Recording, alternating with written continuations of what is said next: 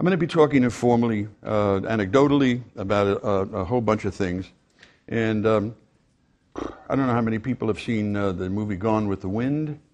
My students haven't seen it. My students consider an example of an old movie to be Platoon. But if you remember Gone with the Wind, it starts with a scrolling about this world that has disappeared, that once existed, and so on. And that's how I'm going to start, with a world that once existed and now is gone forever. About the best thing my parents ever did for me was to move us from Italian Harlem, where I was born, up to the Bronx. And Italian Harlem, which is now Spanish Harlem, the Barrio.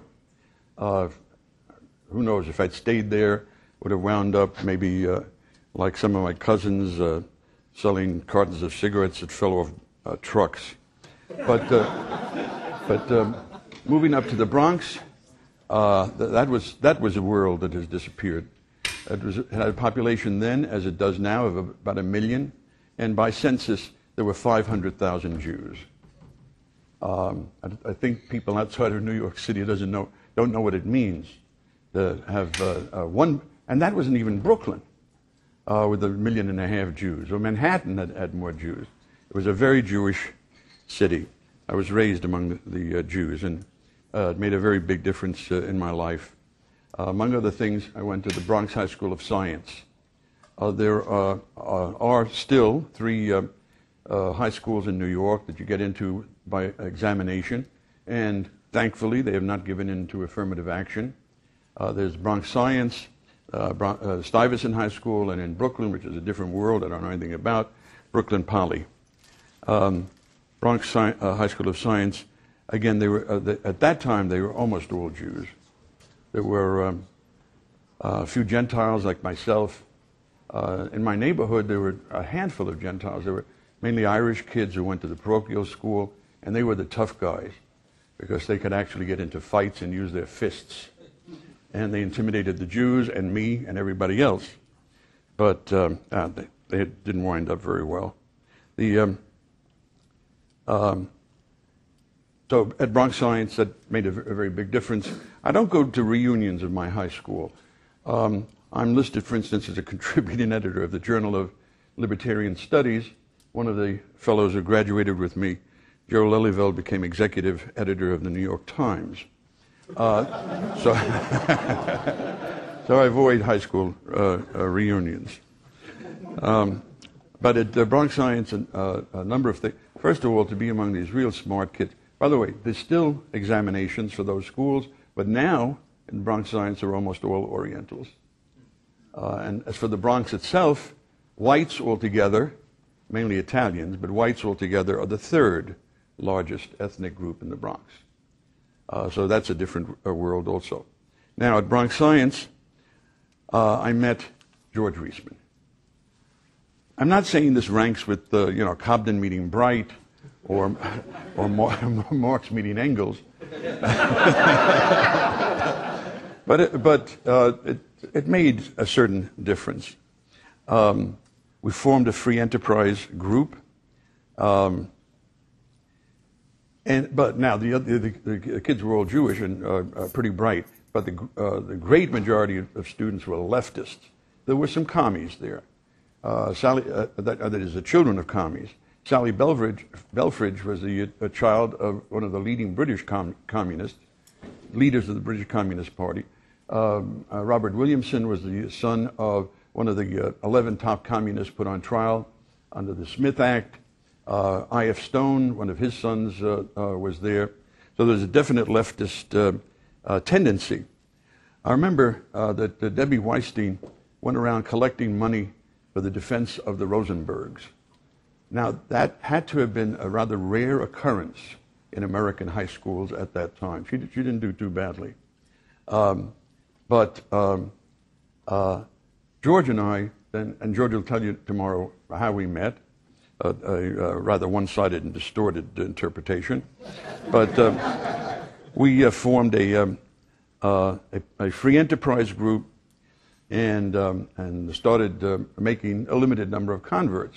Now, one of the younger fellows that we met was a kid named Bill Schultz. And I see that he's in the news now because he's become a Republican, and they're pushing him now into position of leadership in the PBS.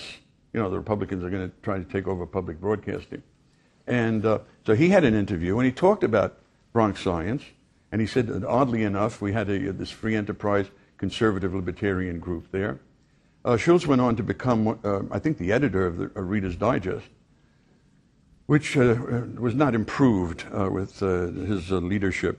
Reader's Digest had published a synopsis of Hayek's Road to Serfdom. It published a synopsis of John T. Flynn's The Road Ahead. They were really old right. And then now they're another neocon rag, really. But Schultz mentioned that there had been this group, but he came under the influence of another friend of ours, Bob Schuckman. Now, Schuckman went on to become a protege of Bill Buckley's and became the first president of YAF, the Young Americans for Freedom. As far as George and I went, we had other acolytes. Among them, maybe most significantly, we converted Bob Hessen. Robert Hessen is now finishing a career at the Hoover Institution, who has written a number of books on defense of the corporation and so on.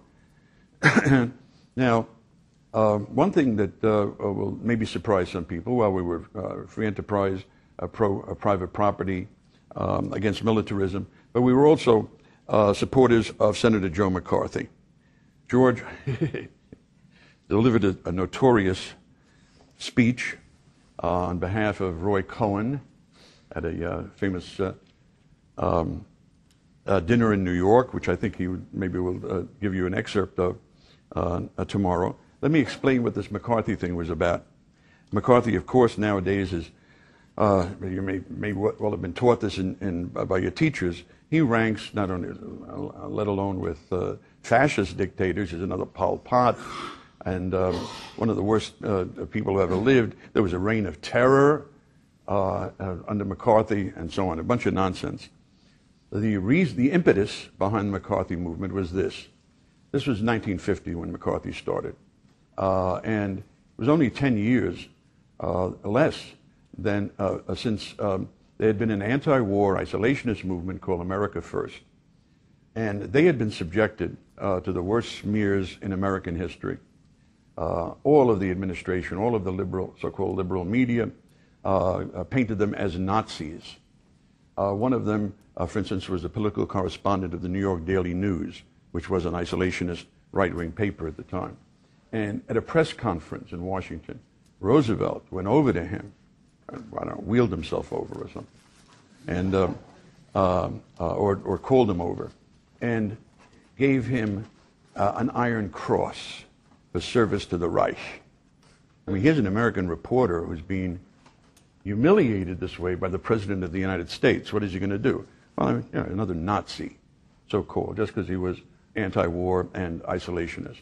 The administration constantly had this theme that anybody who was against Roosevelt's policy was a Nazi. Okay, well, now it was payback time.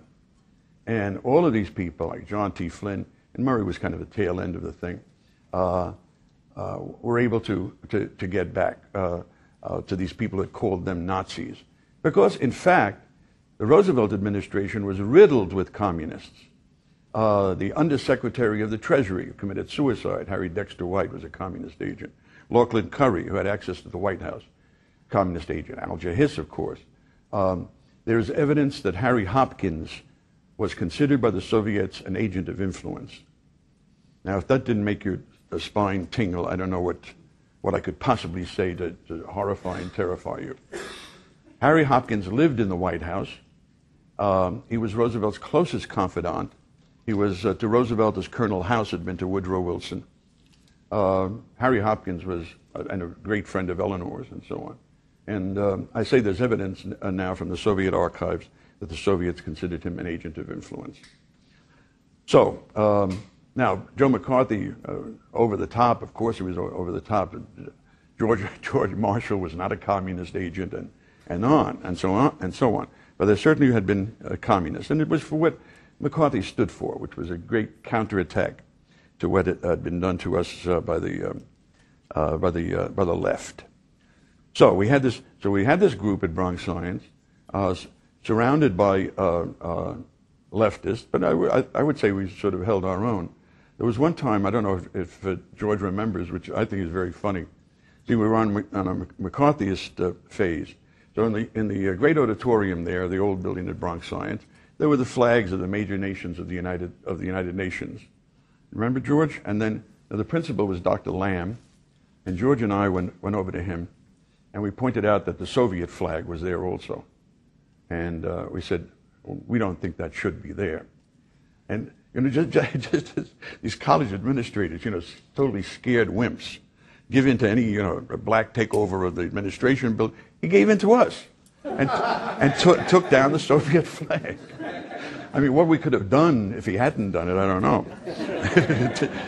Taken over Bronx Science. Well, then the time came when we discovered the Foundation for Economic Education. The way that happened was I spent a lot of time writing letters to the editors of newspapers, and they didn't check it at that time, and I used different names, ethnic names, and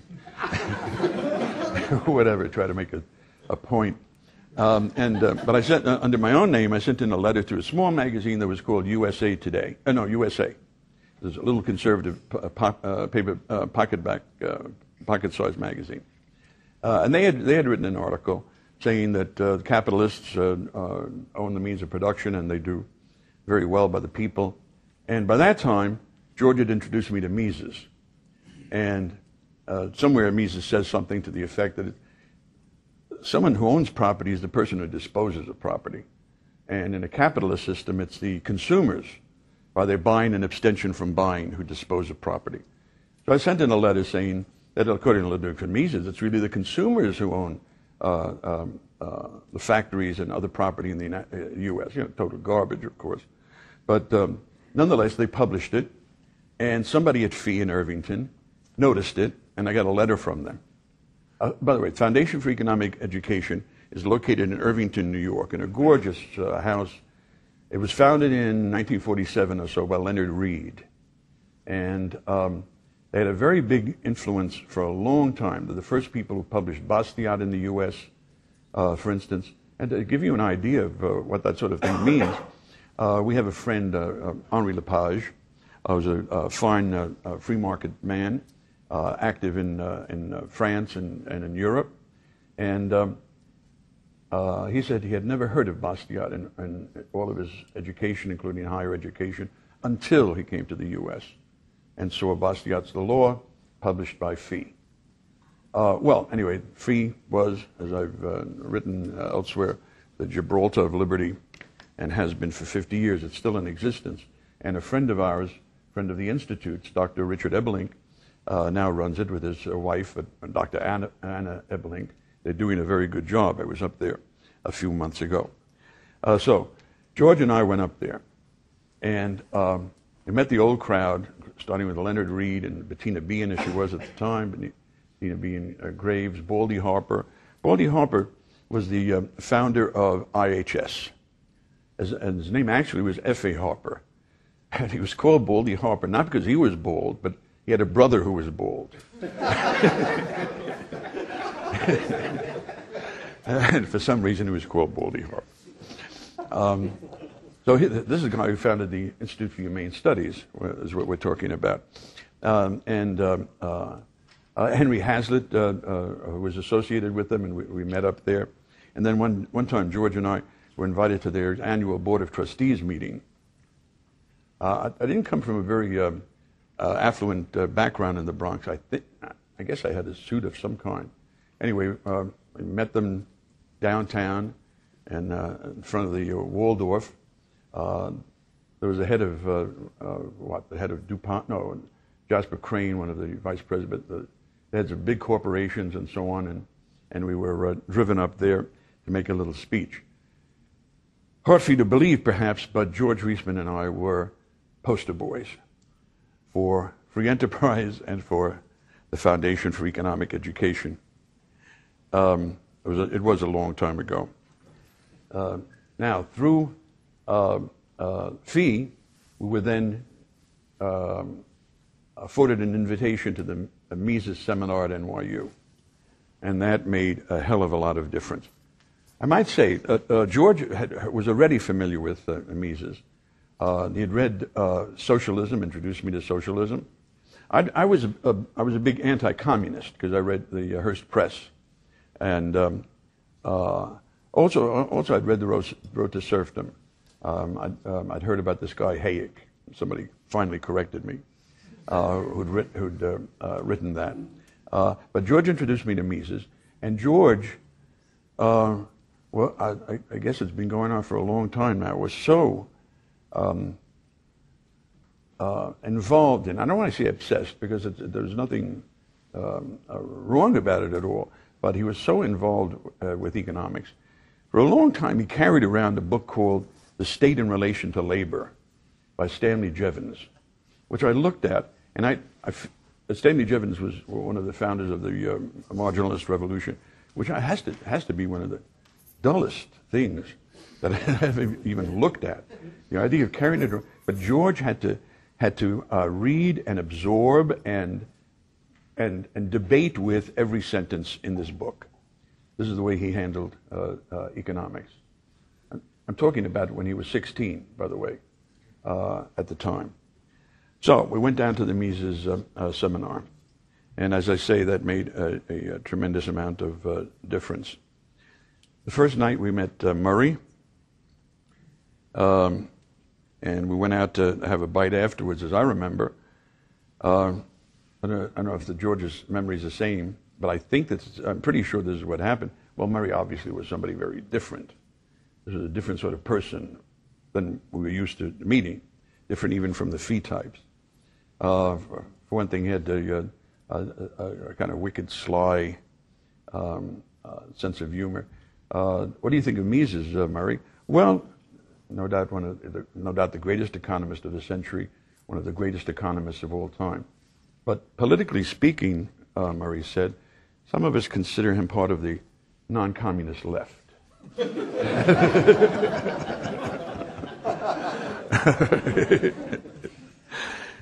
Well, that was the start of what we called the Circle of Bastiat. There was Murray, there was George, there was my friend Leonard Liggio. I should mention that George and I have been involved in the Taft campaign. Robert Taft. Again, not and that's how I met Leonard also in the Taft campaign. And George, did you go around with us collecting petitions to put a Taft delegate elected to the Republican convention? I don't remember. Well, I did, and there were a couple of others. I forget. Leonard was in Georgetown by that time, but this was before the '52 convention. And there weren't many Republicans in New York, so there were a few of us going around proselytizing for this guy. I forget his name. He was a young fellow, Richard somebody, who was going to be elected from the Southern District of Manhattan. Not many Republicans. He was elected to the Republican convention, and this was the last great convention. Really, I mean, they're nothing now, but that was an exciting convention. Up to the last minute, it wasn't certain whether Eisenhower or Taft would be nominated, and Eisenhower and the Eisenhower people clinched it by promising Earl Warren the Chief Justiceship of the Supreme Court if we would throw California to them, Nixon to be a vice president. But anyway, we did elect this guy, and when Taft was nominated, he was one of the seconders. The Taft people wanted to show that there was Taft support even in New York City. As it saw him until the poor guy was trembling. I mean, obviously his mortgage had already been foreclosed by the New York banks. You know, they were getting rid of all of his friends and liquidating their businesses and so on. He was taking his life and his career into his own hands for seconding Taft, and nothing was heard from him afterwards. But that was an exciting campaign. But we're talking about a few years after that, with the Circle. But that's how I met Leonard, and Leonard Liggio has been a friend ever since. And and other people in the Circle Bastiat. Well, there was Ronald Hammerway.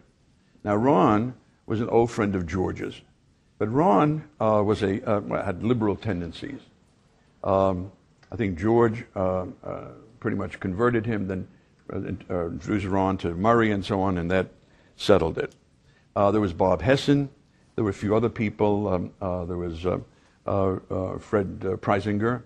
There was not too much heard of afterwards. There was my friend Bruce Goldberg, who then went to Princeton and converted Nozick to the libertarian position for a while.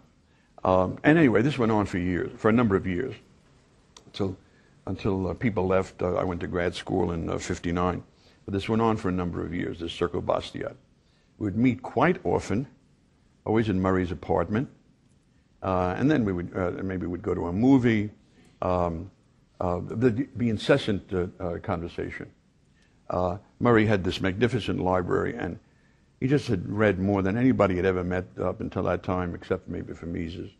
And anything came up, he'd go and take one of his books out and show a passage. He introduced us to H.L. Mencken. He introduced me and others to revisionism, and we began reading revisionist books. And Murray impressed on me the importance of revisionism. Revisionism in regard to the World War and in regard to American history in general, it just shows the state for the joke it is, for the murderous joke that it is, and always has been. And Murray also sort of brought us in his direction of, what shall I call it, not to say anything inflammatory, of the totally voluntary society. Okay? If anybody asks you, that's what we're talking about, the totally voluntary society. Sort of super Jeffersonianism, that's all, nothing more than that.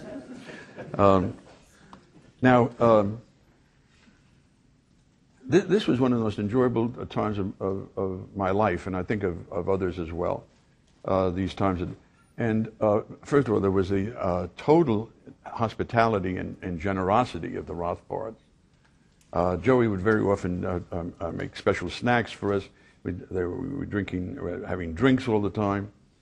Like a typical kid, it never occurred to me to bring a bottle of wine.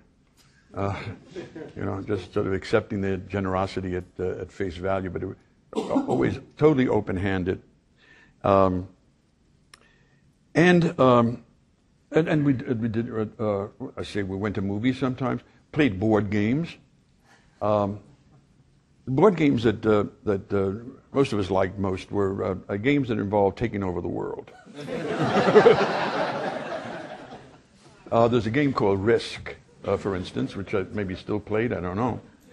Is it really? Yeah. Absolutely. Is it really? Yeah. And Murray enjoyed that, except that Murray tended to be very defensive. He rarely attacked anybody, but he tried to encourage other people to attack each other. And Ron was always very good at board games. But there was endless conversations about every topic, politics, of course. But one thing I remember most were the laughs. Murray was the funniest, wittiest person I've ever met in my life. And Ron Hammerway in those days was a close second. Just, it would be impossible to convey to you the sort of thing that went on. George was very, very funny, was very good. I was pretty good also. Leonard once in a while would throw in some funny remarks. But it was, I don't want to say the salon of Madame de Staël or anything, or some pre-revolutionary French salon, but the sort of thing that if you transcribed it, I'm not sure much would come over. But we were constantly in stitches. And there was also then, of course, the Mises seminar that George was attended for many years. And it was through Murray that I met Ayn Rand. and that most of us met Ayn Rand. There was no merit on my part, just some kid about your age. But Murray, the Randians were grooming for possible inclusion in their inner circle. It was obviously somebody worth converting. So it was a very interesting experience. I, by myself, attended the fiction lectures at Ayn's place, and met Ayn and their group a number of times. But the time that sticks out is the night that we went over to discuss Atlas Shrugged. I don't know if it was then or shortly after that. Peikoff said, "We've come up with a name for our movement, and we will reveal it soon." And that was going to be objectivism. Okay, but now Atlas had come out. This was '57, and we'd all bought copies, and we were reading it like crazy and calling each other up like mad about what happened then and what happened and so on. And now finally finished with the book, and went to Ayn's place. She invited us for a discussion of Atlas Shrugged. And the only time in my life I've ever taken Benzedrine to stay up just at 5 in the morning or something, and then afterwards we went to the automat that was open all night on 42nd Street. But it was a quite memorable evening. Now, Ayn was a brilliant, one of the most brilliant people I've ever met. And one of the good things that's happened in my life is I've met a number of very, very bright people. She was a brilliant woman. She was charismatic. Now, the word charisma is used by the press all the time. You know, John Edwards doesn't have that much charisma. You know, any crumb bum politician is supposed to have some charisma or something. When Max Weber when he came up with the term, you know, charisma is people who have it to the nth degree, Jesus and Mohammed. I mean, it's not for any damn Republican or Democratic American politico, but Ayn definitely had charisma. I thought that she definitely had. She was an attractive woman. She wasn't pretty in any obvious way, but she was attractive. One thing that was attractive about her is that, you know, she had this philosophy about how great men are. I always think that the man is a more perfect creature than a woman. Tell us more.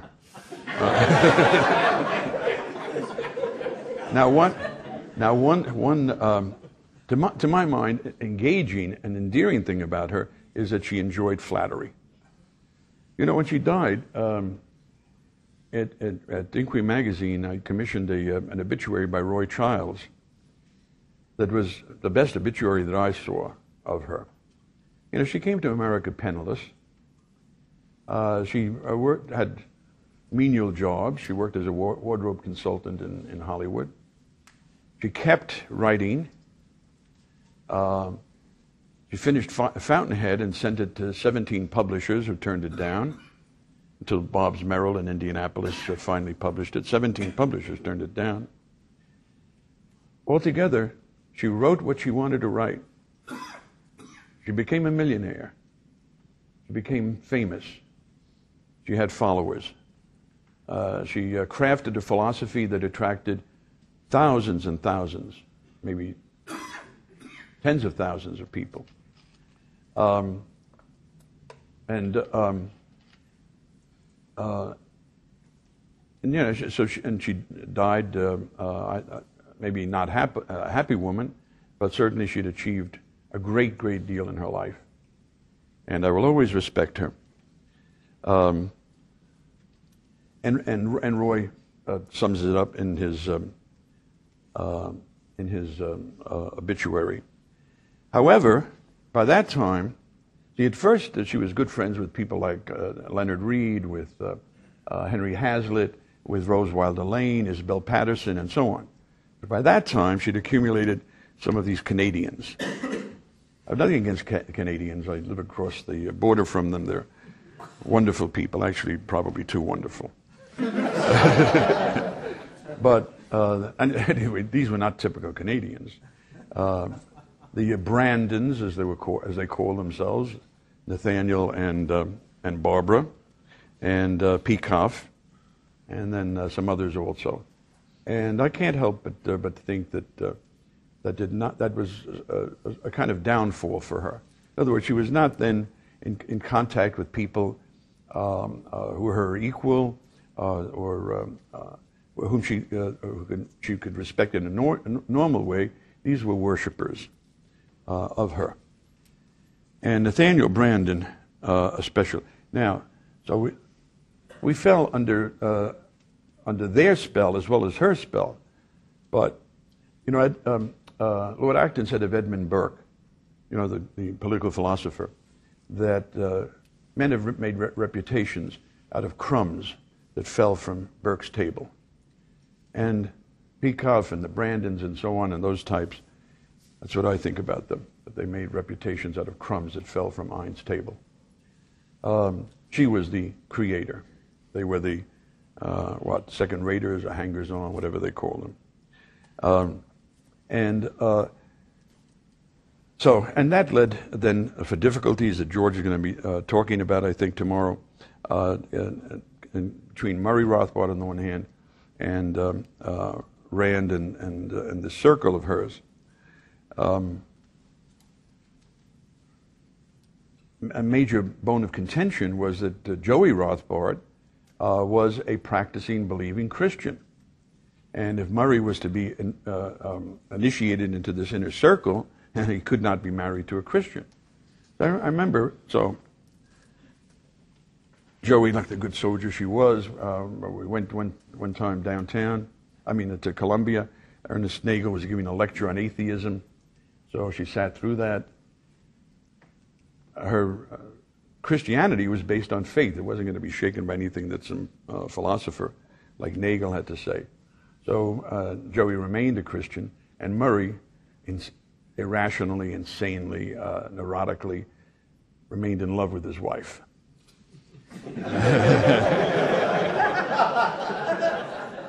And so that I think maybe was the beginning of the split. And then it came to that, and unfortunately, a lot of other people split also, including George and me. Now, around at this time, in 1959, I went to Chicago. I was admitted to the Committee on Social Thought of the University of Chicago, and to the grad school. I had a pretty good entree because Mises wrote a nice letter to Hayek, on a letter of recommendation on my behalf. And incidentally, by the way, Hayek taught on the Committee on Social Thought. He did not teach in the economics department. The economics department of Stigler and Friedman did not think that Hayek was sufficiently scientific to teach economics in their scientific department. Still, the University of Chicago, when it lists their Nobel laureates and so on, lists the Nobel Prize that Hayek won for economics. Now, I studied with Hayek, who was the head of my dissertation committee. There's a very big difference between Hayek and Mises as teachers. Hayek told me, frankly, one time, that he only taught in order to be able to make a living to do his writing. I didn't really care to teach. Mises, I think, from every indication, loved teaching, loved teaching students, opening minds. Hayek, well, they were both ennobled in an Austrian way, but I think that Hayek's title was maybe older or something. Anyway, Hayek was more of an Austrian nobleman. He was always polite, always civil, but distant. Mises was a much warmer person by far. Opened his house a number of times to social gatherings, and one time there was a social gathering there. I remember I appeared on television. That must have been the first of not that many times that I've been on television. On some, I was in high school at the time on a program called Youth Wants to Know. And, well, we did.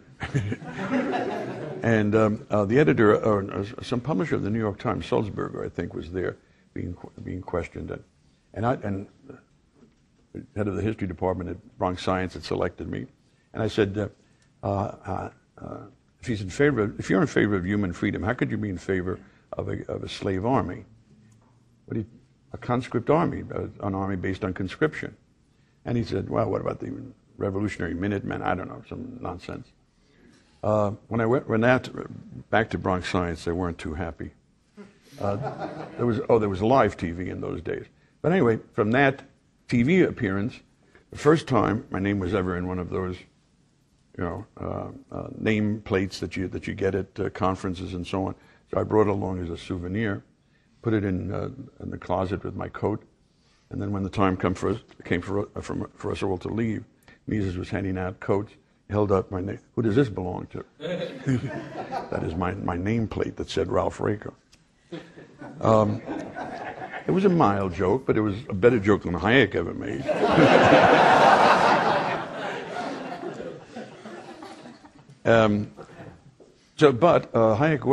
Hayek was as helpful as you wanted him to be. He gave one class in the history of economic thought that was very ordinary, as I learned afterwards from looking at ordinary texts. But the main thing was that the Committee on Social Thought, the people, gave tutorials. You selected a book, and a number of people might have selected the same book, and you read some parts of it or read the book, and then you meet with somebody to discuss it. And Hayek was at his best then. One nice thing is that he gave me his own personal notes. He was constantly collecting notes, typed up notes, and his whole batch of personal notes on Benjamin Constant, who at that time was totally unknown in the Anglophone world. Histories of political thought didn't mention him at the time. Now he's become a big deal. So Constant became the chief subject of my doctoral dissertation. If I'd published it back then, it would have made a difference, because now there's any number of books on Constant. But then that was a novelty. But I have to admit that probably the main thing that I did at Chicago was not even so much class work at all. By the way, something I should mention, the same thing about Bronx Science, about college, about grad school. Often you learn more from your fellow students than you do from professors. And that certainly has been the case often with me. So I was at Chicago. Now I was in 1959. And then in the next year, Ronald Hammaway came to Chicago, also on the Committee on Social Thought. Ron is the one who had the idea that we should put out a magazine. So he put out a magazine called New Individualist Review. You'll find it in the library here, or you can even get a paperback edition of it. The whole run of the magazine was reprinted by Liberty Press. Okay? And I loved this, we all loved this magazine. I was the editor-in-chief, you can see here. The first article in our first issue is called Capitalism and Freedom. It was for the first chapter of the book that Friedman was about to publish at that time. And Milton, Friedman, and Hayek, and a conservative philosopher named Richard Weaver were our faculty advisors. Afterwards, Stigler became an advisor also, and Ben Rogie from Wabash, the great old right type. You can see this is the whole magazine, the whole run of the magazine, and there's some highlights. There's Ron's evisceration of William Buckley. There's Mises' review of Man, Economy, and State, and Otto von Habsburg sent us in an article, which is, I forget which issue it's in, that we published. People we didn't pay anything, of course. We didn't have any salary, but people sent us in articles. Alshin sent in an article, Demsetz. Stigler sent us on the intellectuals in the marketplace. And Murray, of course, nobody wrote as quickly and as well quickly and well as Murray did, and he sent us in a bunch of articles. So there was Ron, there was myself. Our business manager was Sam Peltzman. Now Peltzman went on to become the editor of the Journal of Political Economy, and he's now retiring from the business school at the Chicago. Sam was a very good business manager. He also, we guessed, because we could never find him at fault here, he knew the name of everybody on a subscription list. There were a limited number, about 1,200 or so, but we'd give out, a place, Indianapolis or whatever, and he'd come up with the name. There was a fellow who died young, Robert Hurt, who was Hayek considered him his best student at that time. There was Robert Schutinger, and also some conservative types. So there was a tension on the editorial board, and we had to sort of balance articles. I never published any outright warmongering type article, but also had to tone down some of the things Murray wrote. Actually, you always had to tone down some of the things Murray wrote. But a whole bunch of people, a number of people anyway, became libertarians at the time. The only thing that was going really in the country, not that it was that famous or that great, but it certainly had a certain amount of respectability. It was at that time, well, '64 actually, that Ron and Bob Hurt and Schutinger and I were admitted en masse into the Mont Pelerin Society. Again, kind of poster boys of those people who had been around for so long. Well, those are some of the highlights of this thing that might seem to you really old-fashioned, out of date, perhaps, of interest for that reason. It was a different world. It was a world before iPods. Not that I even know what the hell an iPod is, but I've heard the term. I think it's something modern. It was extremely interesting and curious and enlightening. And for me, the center of it was Murray Rothbard. Well, we have a few minutes. Why doesn't anybody say what they want to say or ask questions or comment? Yeah, Brian. How did one find readers and subscribers for the new Individualist review? Well, we were advertised by ISI, the Intercollegiate Studies Institute at that time. At first, they gave us a little bit of a subsidy, but we wanted to be independent, and we got money from Friedman was very good at that, raising money from Chicago businessmen. I mean, anything. If Friedman wanted $500 or $1,000 for some cause, it wasn't hard for him to raise it. So they helped us out, and were there venues to advertise in to find No, we didn't have an advertising budget. By word of mouth. Yes. I've heard of George Shultz. You've heard of? I have heard George Shultz speak of his days at Chicago. I'm not sure it was the time you were there, but he spoke about how everybody was a robust, almost irreverent exchange of ideas. Everybody challenged everybody. Yeah. And he said Well, that was loved to argue with Milton Friedman, especially when Friedman wasn't there. Yeah, that was the economics department, and they certainly had arguments among themselves. I think it's some famous occasion, Coase delivered his paper, one on the firm or something, and at first nobody agreed with him, and then on social costs, yeah, and nobody agreed with him, and then he won everybody over. So It was within limits, I would say.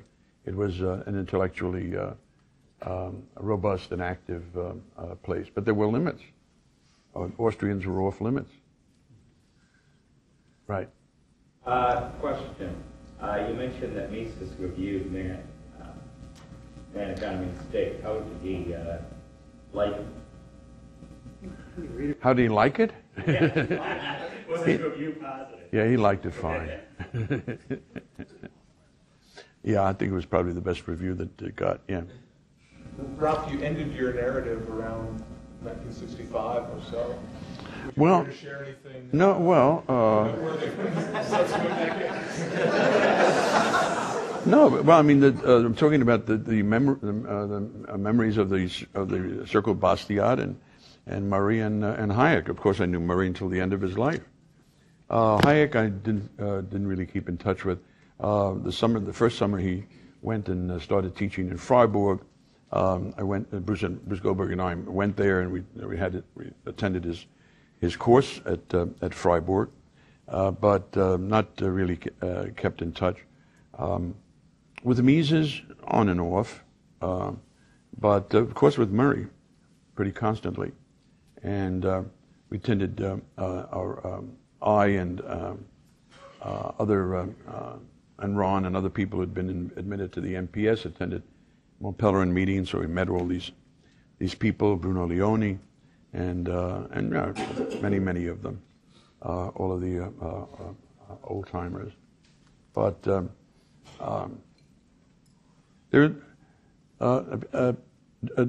Peter, did you ask that question? Well, as you probably know, there are certain things in the past 4 decades or so that I'm not really at liberty to talk about. It was that whole ugly CIA time in Vietnam. What? When I got into the Murray Right. crowd, Yeah. people that were there that you didn't mention were Bob Smith and Joe Peden and Larry Moss and Jerry Wallace and Walter Reimer. Yeah. They, except for Joe Peden came in with Leonard. Except for him, they came somewhat later, as you did, for instance. And there was a big discussion: should Walter be allowed in? I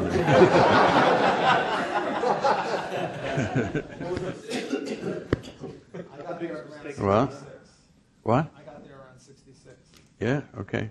No, but see, since I left a number of years, I was still in the Midwest then, and in '66 I was teaching at Wabash. My first college teaching job and my best. Although it was in a very small town, Crawfordsville, Indiana, with a population of 12,000. Before that, the smallest city I'd ever lived in was Paris, where I was an exchange student for a year.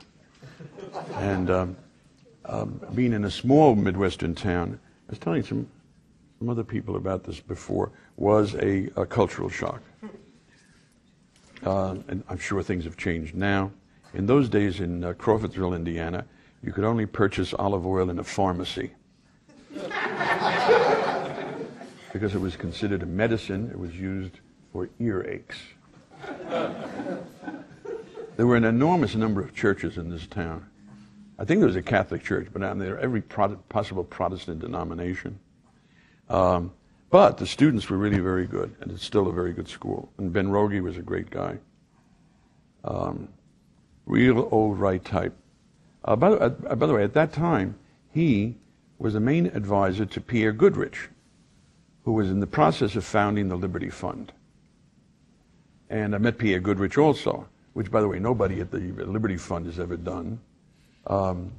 Pierre Goodrich was a great guy. And I remember that personally he was somewhat frugal, or maybe, just thought that people should depend on themselves. When we all went out for a beer, I paid for my own beer, $1. But that is fine. I certainly don't resent it or even remember it, frankly. But what I'm getting at is this other major institution. Maybe you heard about the Liberty Fund. They're not only Liberty books, but these Liberty conferences. this was something that Ben Rogie was the main advisor to Pierre Goodrich about. And unfortunately, Ben died a few years after that. But the whole slant of the Liberty Fund was towards Austrian economics, Pierre Goodrich, for instance, in effect, Misesian economics and Misesian social policy. Pierre Goodrich had a detailed critique of the Constitution of Liberty, and towards a non-interventionist foreign policy. But everything changes, and now the followers of Leo Strauss have a big say there. Although, to do them justice, they have so many conferences, they still have some conferences that deal with some of Pierre's favorite ideas.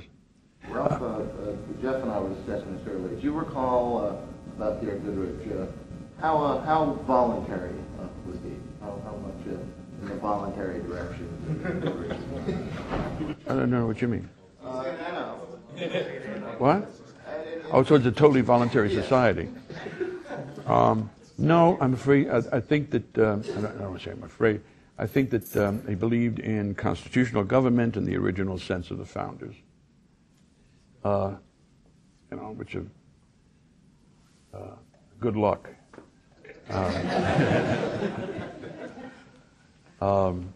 But he was of the old right type. He was one of the founders of Human Events, one of the financiers. He had been in the America First movement so many years before. But let me say this. By the way, he's an independent businessman. He made his own money, his own fortune. Nothing to do with the Goodrich family. I mean, the Tire people. He was a lawyer. He owned some coal mines in southern Indiana. He owned some independent Indiana phone company in those days, a total anomaly. But yeah, in Indiana, an independent phone company. So he made a whole bunch of money. And but he was really very interested in ideas, constantly. Even in a poor Ben Rogie, at 12 o'clock at night, he'll call him up and say, well, what about this passage from the Book of Kings or something from the Bible?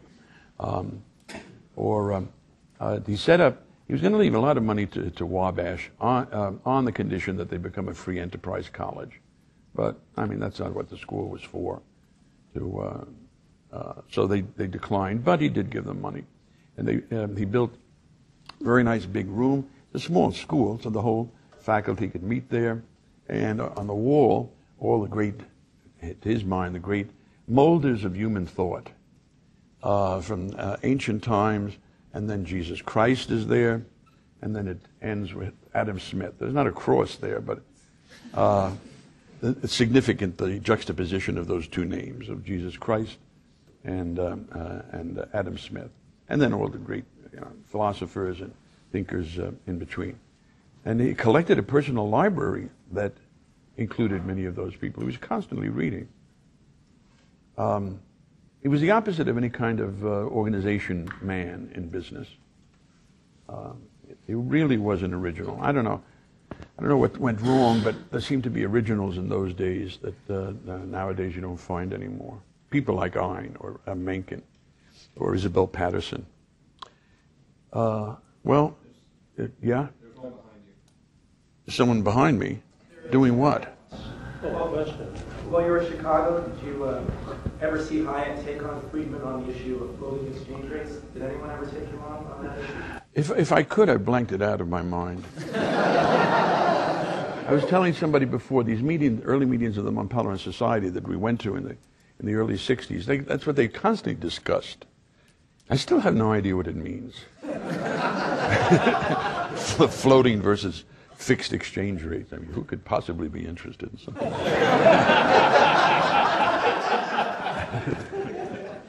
No, see, Hayek was not in his social and political thought period. He was just finishing the Constitution of Liberty, and I never saw them get into any kind of economic argument. I think the differences between them, they had agreed to disagree on. Ralph, in the period that you've spoken about, particularly the Circle Bastiat days in the Rothbard living room, that must have been a very heady time. The individualist movement was fairly small. There must have been a tremendous sense of excitement, challenging the establishment, looking forward to doing great things. As you survey the landscape today, looking back, the libertarian movement is much larger. It's more established in a sense. You've already mentioned that some institutions and organizations that were more pure in those days are not so pure today, but there are many more institutions, the Mises Institute, of course, that didn't exist back then. Yeah. Could you just comment briefly on where you think, intellectually, academically, the individualist movement has gone? What have been the greatest successes, greatest disappointments? Can you speculate? Well, yeah. The takeover of the right by the militarist conservatism that Murray wrote about was very important. But as far as the true libertarian movement, the real libertarian movement, and you can't call somebody who's in favor of invading the world a libertarian, as far as I'm concerned. But what can I tell you? Back then, none of us could have conceived of even a gathering like this, and of the work of the Mises Institute. I'll tell you, Murray, we know, since he lived late enough, was thrilled by what the Mises Institute did and was doing. And Mises would have been, I think, quietly very, very pleased.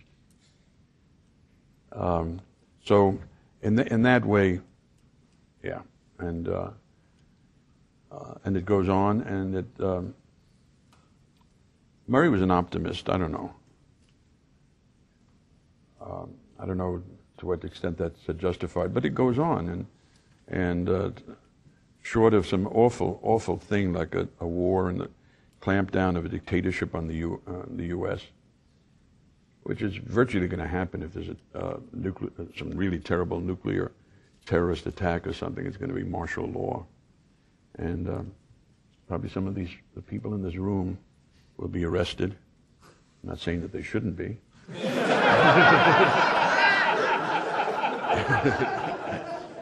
But short of that, the libertarian movement is going to survive, and there are more people who realize what a joke the government is, what a terrible, burdensome, murderous, awful, sick joke the present-day government is. Well, I think that's about it. Anybody wants to talk about any of this with me in the next few days, feel free, and thank you.